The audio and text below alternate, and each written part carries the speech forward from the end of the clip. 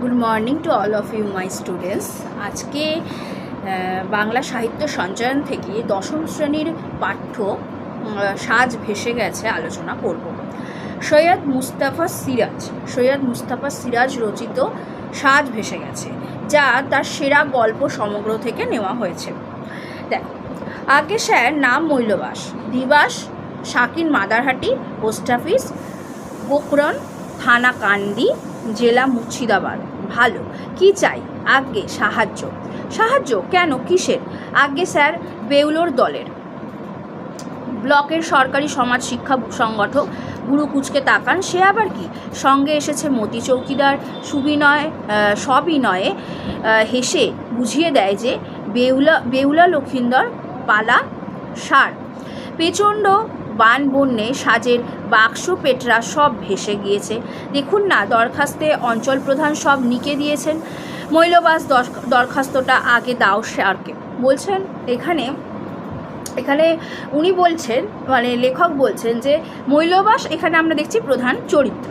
এখানে কয়েকটা জায়গার নাম আছে, যেগুলো হলো শাকিন, মাদারহাটি, পোস্ট অফিস গোকরণ, থানা কান্দি, জেলা মুর্শিদাবাদ।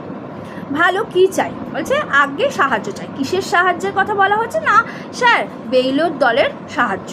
তো বেউলো, এখানে বেউলো বলতে কোনো বেহুলা লক্ষিন্দর পালা আছে, সেই পালার কথা এখানে বলা হচ্ছে। মৈলবাস দরখাস্তটা আগে দাও স্যারকে।